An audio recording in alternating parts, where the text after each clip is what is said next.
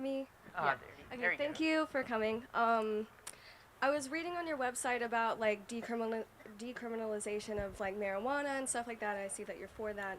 My question is for the people that are, released from prison, are there going to be any programs for them to get back into jobs? Because, once you go to jail, it's incredibly hard to, do anything afterwards.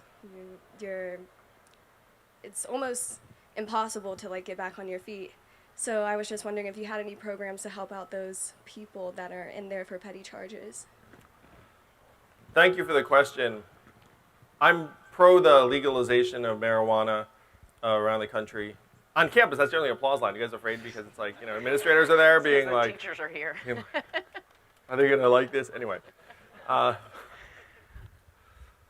was sort of laughing when Corey was like, slagging Joe on stage. I was like, oh man, Corey. It's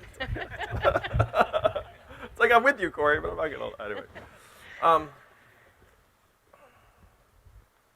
And the reasons for that are that, like, I'm not a consumer of marijuana in the sense of, I'm not like a heavy user, though I do have friends, who love pot. But to me, it's clear that we should legalize it because right now it's legal in some parts of the country, and our current administration of our drug laws is deeply uneven and racist in its administration. Like, if you look at who's in jail for pot-related crimes, it's vast majority people of color. And the third thing is it's a better means of pain relief for many, many Americans than prescription opiates, which have much higher fatality rates.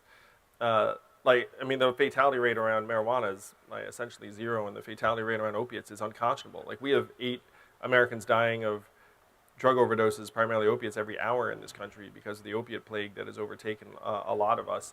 So in that context, the legalization of marijuana seems like a very straightforward thing to do. Though legalization doesn't mean complete deregulation. Like, there are rules around legal substances in this country, like tobacco and alcohol, et cetera. And I would pardon everyone who's in jail for a nonviolent pot-related offense. So to the original question, it's like, to me, it's odd that the folks that get pardoned by the president tend to be rich, well-connected weirdos. It's like, I'd rather pardon someone who shouldn't have been in jail in the first place that no one's ever heard of. You know what I mean? And like that seems to me to be a better exercise of it. So the question is, what awaits them when they get out?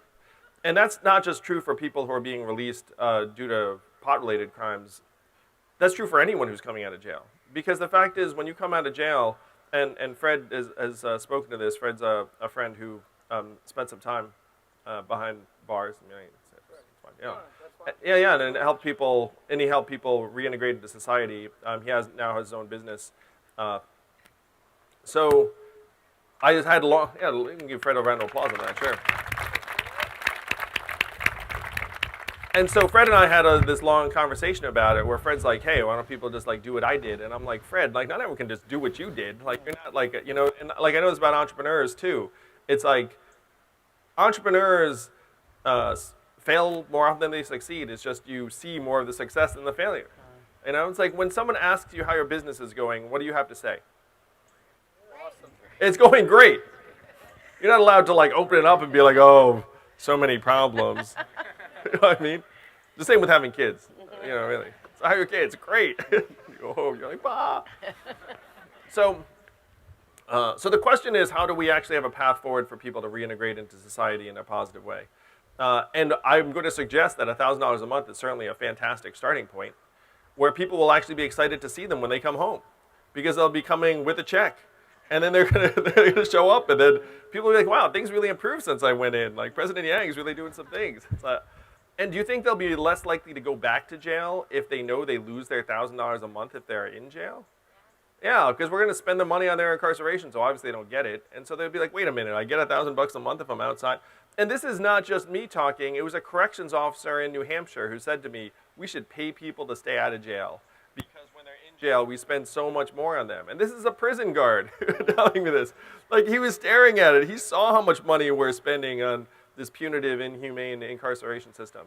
So $1,000 a month is a great way to start. But I do have programs in place to try and channel some of the tax revenue from marijuana-related businesses, which is going to be very significant, into African American communities so that they actually are able to benefit from the new tax revenue. So there are a lot of things we need to do to help people reintegrate into society. Question. Thank you. I just want to speak a little bit more on this. Like, a lot of it's what's going on in the prison system. We have to get rid of private prisons. There's no reason to have prisons that profit from shoddy treatment of inmates and recidivism rates. It's like, imagine a business model. It's like, hey, if we screw up and you come back, we make more money. I mean, that's perverse.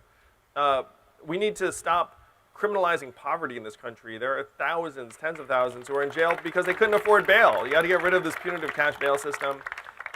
And the toughest part is trying to make our prisons a place where folks actually are in position to get an education or to develop in some meaningful way. Right now, that's not the way our system is designed. Our system is designed really primarily for punishment.